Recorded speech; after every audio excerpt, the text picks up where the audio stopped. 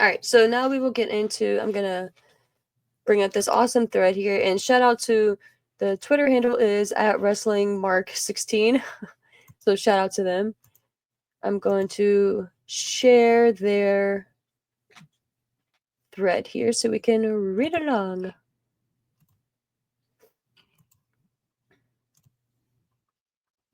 All right, cool. So again, and like I said, they have video clips and stuff here too. So if you want to watch and hear the video clips, definitely, and if you're on Twitter, of course, definitely check out the wrestling or at Wrestling March 16. They're the ones who have the pretty cool thread. And like I said, I kind of skimmed through it, but I wanted to read it with you guys. So I'm going to move my screens here really quick. And then I'll pull your comments up here once I go through everything and kind of see what you guys have to say. So, and this was prompted because, all right, per Wrestling Market, I'm just going to read through it. The Stephanie's Places, and again, Stephanie's Places, Stephanie McMahon, if you haven't heard, has a new ESPN Plus show called Stephanie's Places, where she interviews some of the top wrestling names. Obviously, CM Punk, I think, was even her first one. Undertaker, I believe, is going to be one. She just goes through and talks about wrestling shit. It looked pretty cool, or honestly, so I definitely want to check it out. But I'm just going to say it was the first one that she did was with CM Punk. And I think there was even a mention that she like completely skipped over his AEW portion, which, I mean, come on. Like, do you really think Stephanie McMahon is going to ask CM Punk about his AEW career? No, come on.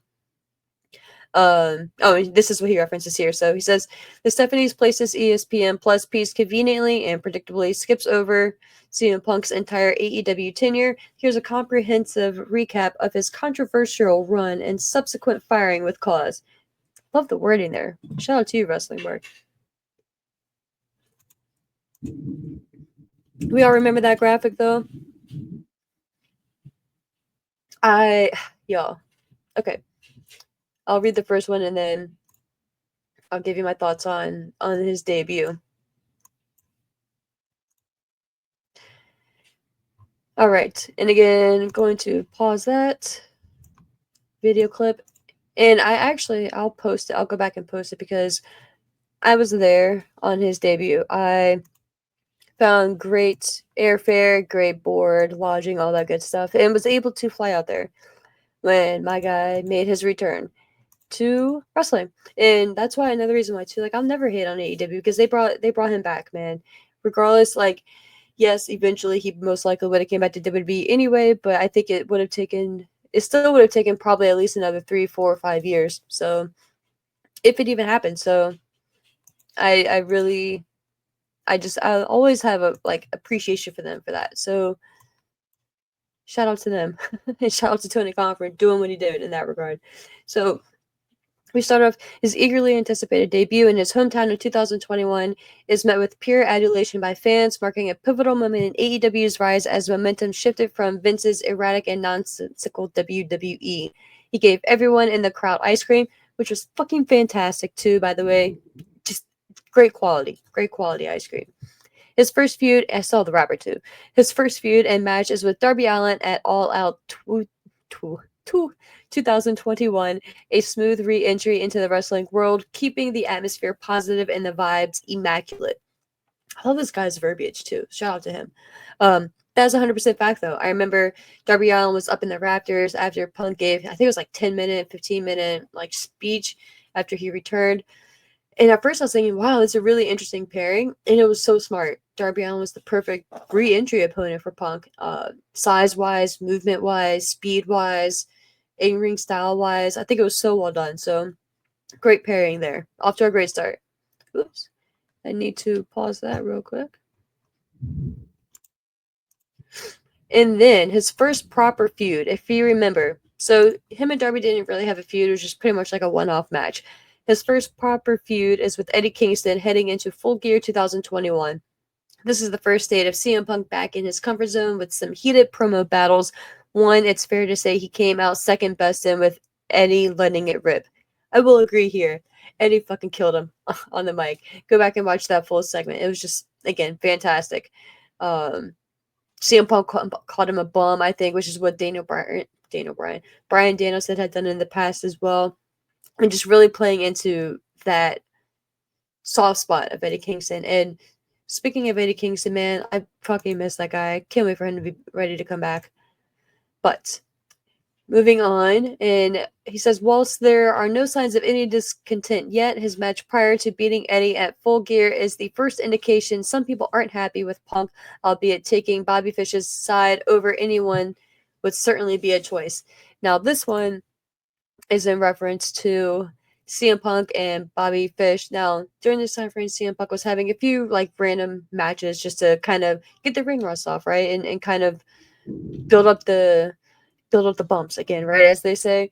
And this match in particular was interesting because again it was against Bobby Fish on I think a random episode of Dynamite. Again, building and just getting him back in the ring, right? And just hitting the ropes, as they say. But CM Punk hits the GTS on this, and Bobby Fish kicks out at like 3.2. It's just like, really, bro? Really? That one was just kind of baffling to me. Kind of baffling. Of course, we know he ended up being CM Punk, ended up beating Eddie Kingston at Full Gear. No surprise there. Continuing on, and this isn't a full in-depth, it's kind of like an overview of his career in AEW. Need to pause that. This feud, this right here, my guys. I have this shirt as well. This shirt that MJF is wearing. And I'm so happy I got it when I did because like a week later, it was off of the AEW page. Oh. Anyway, as the post-pandemic excitement of freedom wears off, AEW's crowds settle into a pattern of 35 to 4,500 for Dynamite.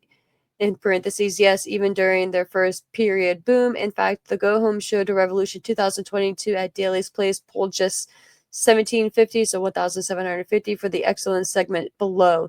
WWE is beginning to pick up steam with the Bloodline storyline at this point. So, another reason why I liked this thread was that they kind of like give you an idea of where WWE was as well, and in this point in wrestling history.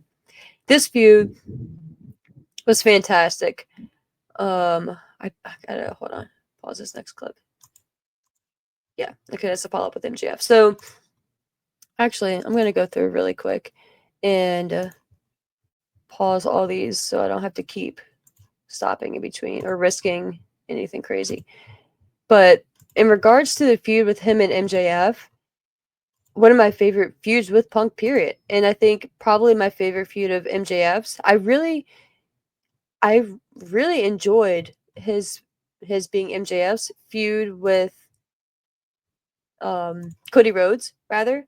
I think that they did such a great job with the transition of MJF being like Cody Rhodes.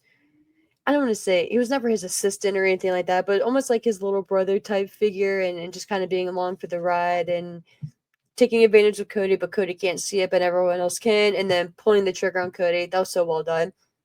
And these early stages of MJF, I just think that this is what I miss from MJF. And, you know, it's like they say about Kanye. I miss the old Kanye. I miss the old MJF, bro. I miss the old MJF. So I hope we get back to it.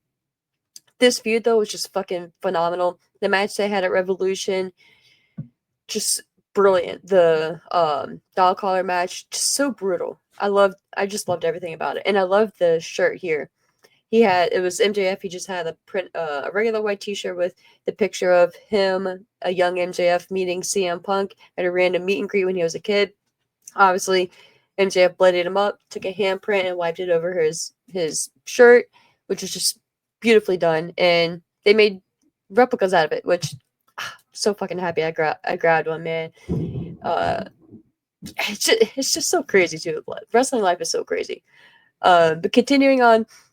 His feud with MJF was the undoubted highlight of his time in AEW, albeit a second successive feud he lost on the mic despite being on good form himself. I guess I'll give him that. I don't want to say he lost that. Maybe he did. What do you guys think? Did MJF beat him on the mic? Maybe he did.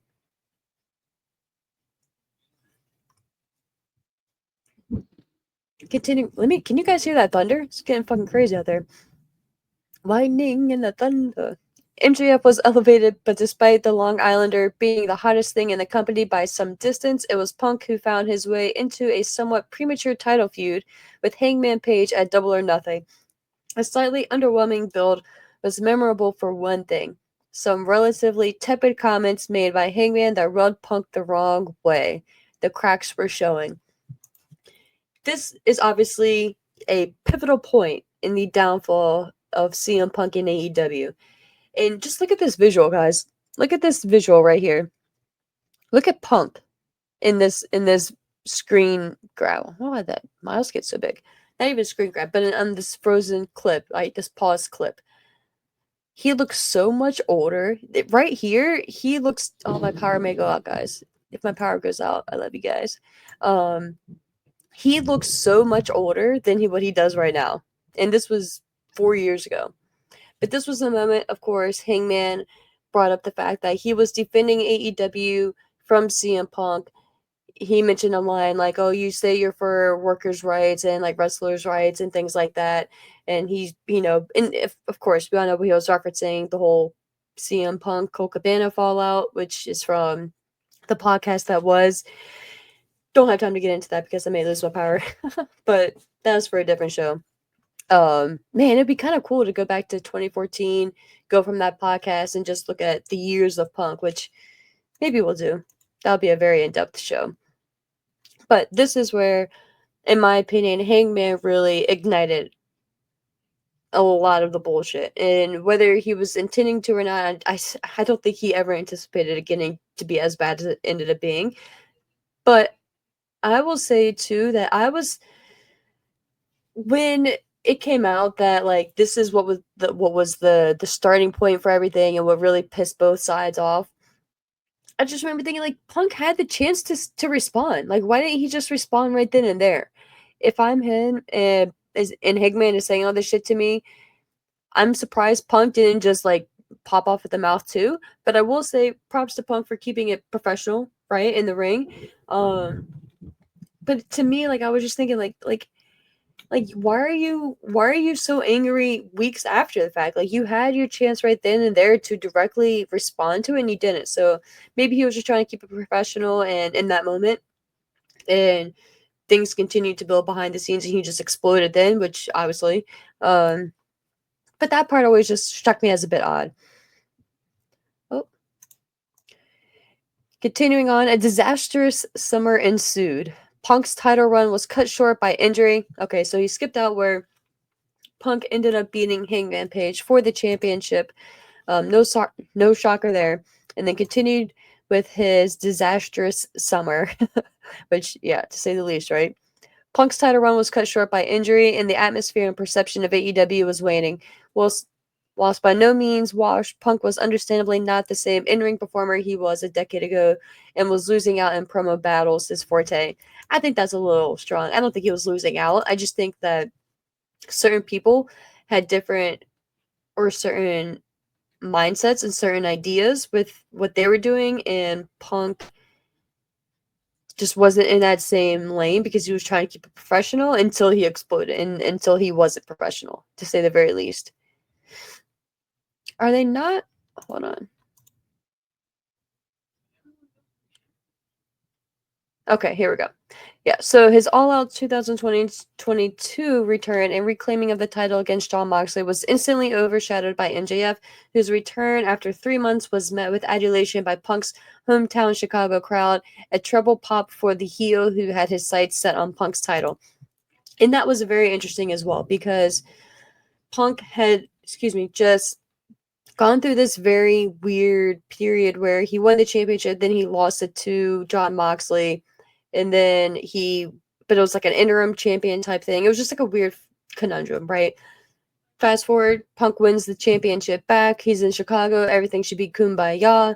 Now we get the devil sighting, which was just terrible for so many reasons, which could have been fucking great, but just another thing that we don't have time for right now because the rain is coming down hard, y'all.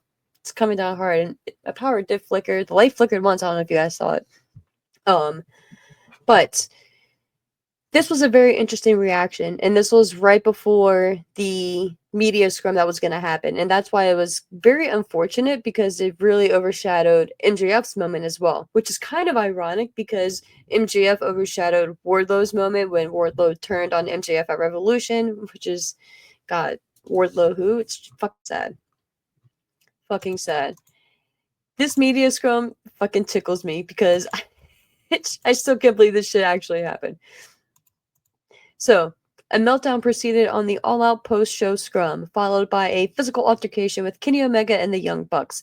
Regardless of opinions about Punk, the incident was widely regarded as unprofessional, immature, and deeply embarrassing for all parties involved, albeit entertaining as fuck. That last line sealed it, albeit entertaining as fuck. I still can't believe it. Dude was up there at that table, what was it, 18 to 20 minutes, I think? I'm pretty certain it was a long ass time. Sitting right beside the owner of the company. Tony Khan did fuck all to stop it. And I'm just sitting there like, shut him up. As a fan, like as someone who loves the pettiness, right? I was like, okay, and keep going. You said what? Oh, they can't manage a Target? Not even a Walmart or Target? Okay, keep going. I'm listening. You need more muffins? Are you thirsty? I have a ginger ale. Non-alcoholic, right? So that side of me fucking loved it. The side of me that is like, oh my god, and it's like dying on the inside for Tony Khan and AEW. I'm sitting there like, shut him the fuck up. Like, why are you letting him just run down your EVPs, dude? Like, what is wrong with you? Shut him up, dude. Like, be like, okay, like I think thank you for your time, Punk. Thank you for your comments. Grab the mic. We got to go to the back. Do something, dude. You're the fucking owner. That's why, like, I have pity for Tony Khan, but then again, sometimes I don't. So I'm like, bro, like you were right there. It'd be one thing too if like he was sitting in the back and he wasn't there or he wasn't privy to it live or anything like that. You're sitting right beside the dude who's shit talking your EVPs and three of the four core foundation members of what made your company and what built your company. And he's sitting here running them down. Like he's not even running them down, dude. Like he is saying they can't even manage a fucking Target. Now, I think that is unfair though, because it is very hard to manage a Target, I would assume. There's a lot that goes involved with that, like inventory, things like that, scheduling. I know I worked at Target for not even a month, and there was over 200 employees. So imagine that. But apparently, the Young Bucks couldn't, right? But the media scrum itself, we'll never truly know what happened, right?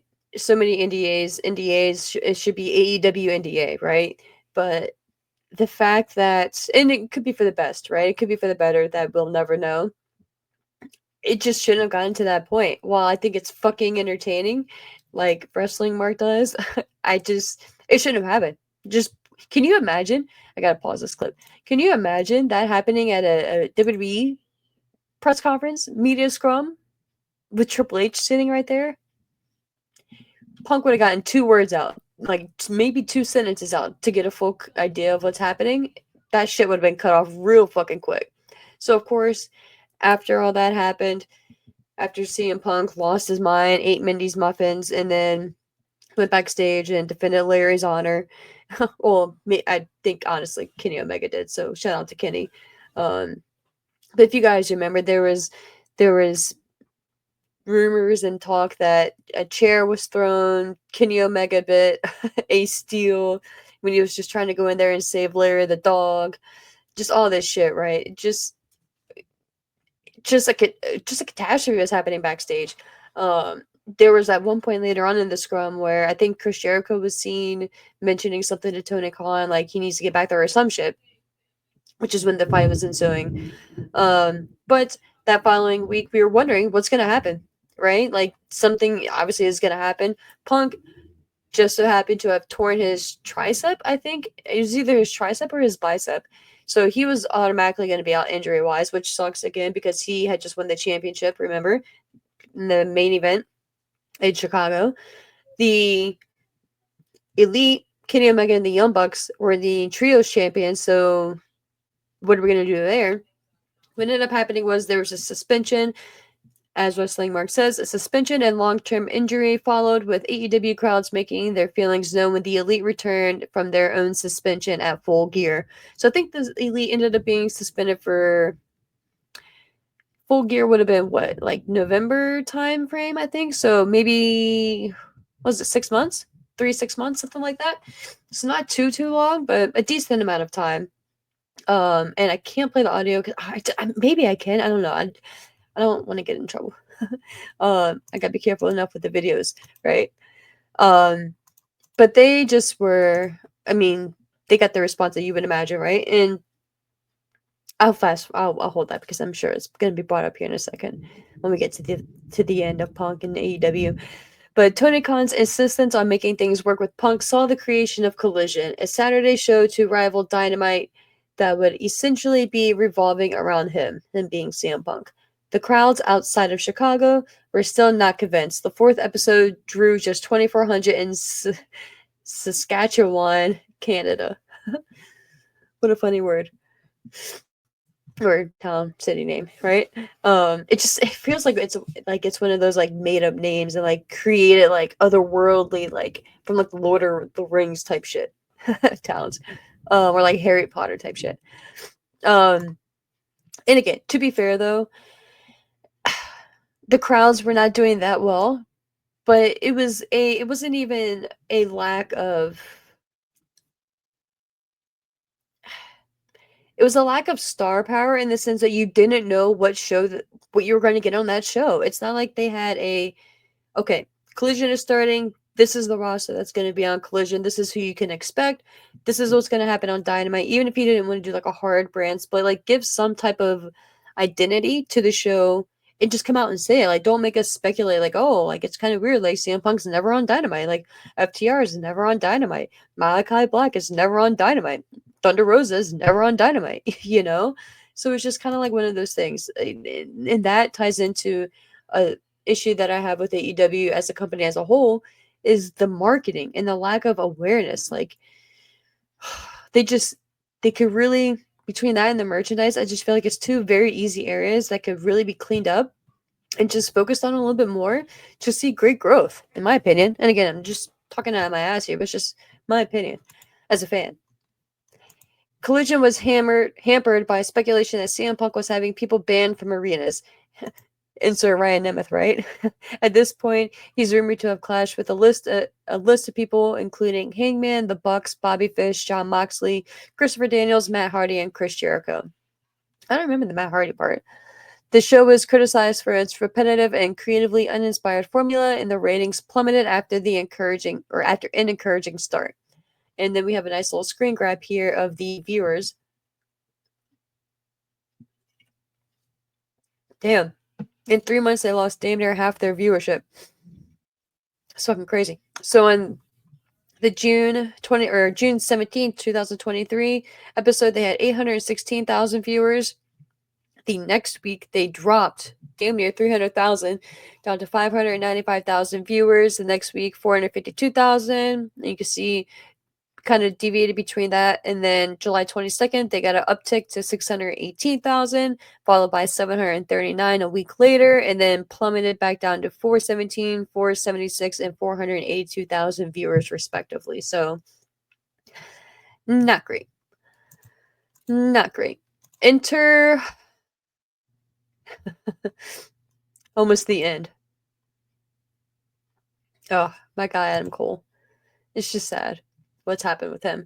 Things were clearly hanging by a thread, and Punk decided to take matters into his own hands, finding the smallest person in the company to pick a fight with on the biggest night in AEW's short history. He is subsequently fired and went back to the place that made him sick in the first place just 3 months later. Now, again, I don't know this individual, Wrestling Mark. I think they did a great job with this thread. I don't know if they don't like CM Punk or whatever. To me, that was kind of a little bit one-sided. I'll reread it. Punk decided to take matters into his own hands. Yes, he did. Finding the smallest person in the company to pick a fight with on the biggest night in AEW's short history. To me, he didn't pick a fight, though. Maybe he did. Can we watch? I don't think we could watch the video. Yes, he was the physical aggressor, right? And the shit between him and Jack Perry. Jack Perry knew what he was doing, though, man. Like, Jack Perry was just picking and picking at that bear, bro. Just picking and picking and picking. What do you expect? If you're picking and picking and picking at some shit, especially at a bear, that shit's gonna turn around and bite you, bro. I don't care if you think that, it's a well-tamed bear, it's not gonna actually do anything to you, or what the case may be, or, oh, like, it won't actually hurt me. You poke something out long enough, it's gonna snap, right? It's gonna turn around. This was the moment that made Khan fear for his life, though. As you can see right here, I don't know if you can't see my mouse, I don't think, but yeah, you can if I click on the screen. Right here behind these computer monitors where our guy Tony Khan sits. And again, bro, first of all, leading into this, is, of course, the story between CM Punk and Jack Perry was Jack Perry wanted to do this spot on a limousine and wanted to involve real glass. Okay, Punk was like, bro, in so many words, bro, that's not a good idea, especially with it being a rental car. You have, and I've always wondered this too, like little inside baseball, like how are they able to destroy all this property, right? Like, are they just buying these vehicles and like outright and then just destroying them? Like how? Like insurance wise, like and reporting wise, like how? Like what? How did like the logistics of it? No one else cares, just how my brain works. But that's where the whole real glass cry me of everything, and that's why what happened with Drew McIntyre, CM Punk on SmackDown this past Friday was just so fucking fantastic. Because the glass got, and Drew McIntyre even sent out a tweet saying like, "Oh, the glass got in my eye or something." It was real glass. I could confirm it was real glass got in my eye or some shit like that. Tremendous. But this is the confrontation, and I don't know exactly what words were said. Obviously, Punk did do an interview with Ariel Helwani and spoke about it briefly, but this was the downfall. This was the straw that broke the camel's back when it comes to Tony Khan. This is what made him fear for his life and need to cut ways and cut ties with our old friend Mr. Phil, right?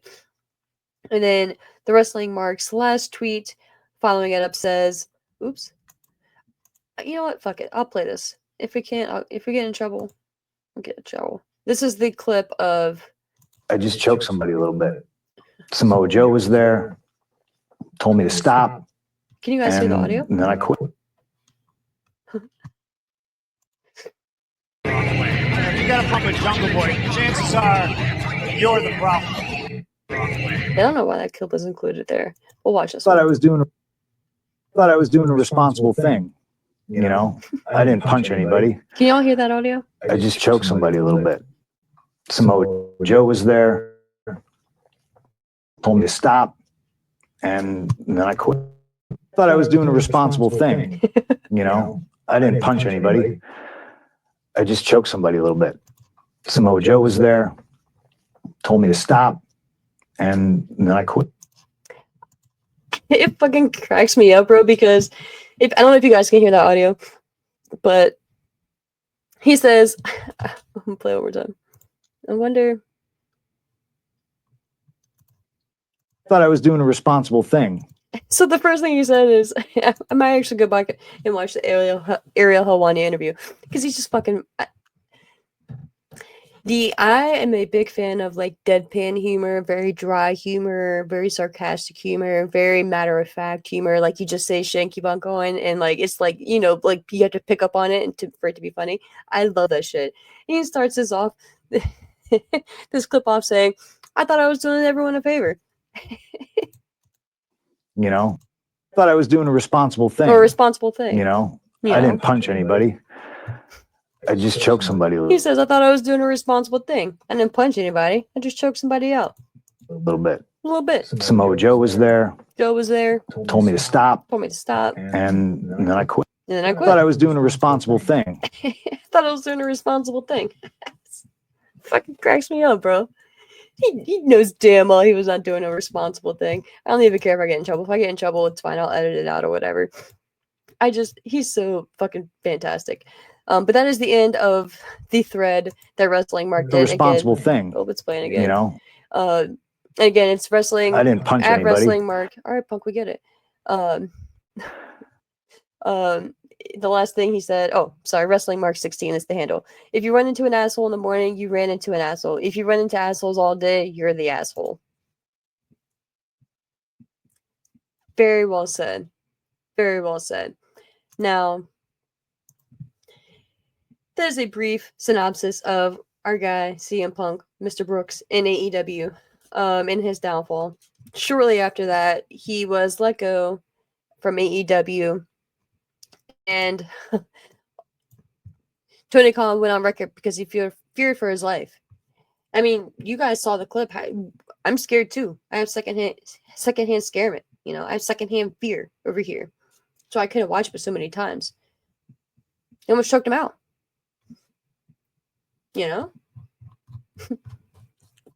Ridiculous.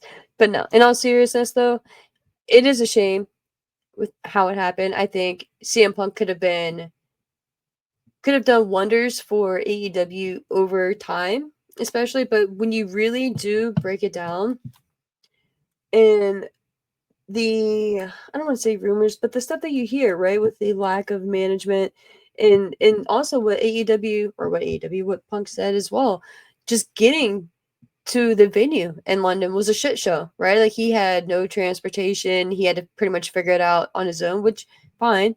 It's not the end of the world. He obviously got there. But it's like, this is your biggest star, your biggest talent at that point in your company, right? You're not going to make sure the dude has transportation, if for nothing else, because there's fucking crazy people out there, dude. He's in a different country, and I mean, it's fucking UK. Like, it's not that bad, right? But still, what if that was his first time over there, right? Like, what if he had never been to London, which of course he had, or to the UK? Like, what if he had never been over there, right? He could have gotten lost. If it was me, I'd still be trying to find that tube, right? Like, that's what's called over there. I'd still be trying to find the tube. I'd still be probably making loops around. You know what I mean? It's just not a good look. Not a good look. You should make sure all of your talent is taken care of, but especially your big talent, man. Like, your big names. Like, that's just where I'm like, okay. And again, it's not nothing for Punk to be like extremely hot-headed about and like throwing over monitors or shit, but it's an accumulation of things. And Tony Khan, I'm sorry, man, he should have known to keep Jack Perry away from CM Punk, bro. Like, there's no reason the paths should be crossing. Just like he kept Hangman Page away, the Bucks were away. He created a collision for Punk to keep this border and this separation between these parties who can't get along. How does that happen? How does that happen? That's my thing. So again, to be fair, Punk knew what he was doing. Punk, I believe, was truly at the point, even before he came back to and had the collision show, I truly believe he just wanted to be out, and he was just looking for an out at this point. And I think the whole choking Jack Perry thing and putting him in a chokehold, not even a chokehold, but like a headlock type shit, that was just to get him done, to get him out. You know what I mean? He was probably, in my opinion, just like, fuck it. I'm gonna do what I gotta do to be out. I'll take whatever payment penalty, whatever if I have to pay to get out, since, like, I was quote unquote physical or anything like that. Like, we don't know how the contract terms work, but if I was Punk at that point, and we know Punk is very good with his money, like we've seen, I don't know if you guys watched that Best in the World CM Punk documentary WWE did years ago. God, 12 years ago at this point. Punk is very frugal, right? Like, he doesn't blow his money on stuff like that, and he obviously had ventures. Not, he did get a nice payday from the UFC though, but like, he's the comics and stuff like that. Like, he's had outside ventures, so dude's fine financially, right? And I'm sure he got a nice chunk of guaranteed money from that AEW contract itself, and then probably the merch money alone was just fucking insane, and he could live off of. So between all that, he was probably like, look, if I got to pay 2-3 mil to get out of this contract, which I'm sure wasn't even that high, I'll do what I got to do. But I think, because Punk is one of those guys too, obviously, if you know what happened with him leaving WWE and all that. He stands for what he believes in, and if he ain't happy, bro, he ain't gonna sugarcoat shit. So another reason why I respect the fuck out of him, even if he ain't right, he stands by it. You know what I mean? So it's crazy.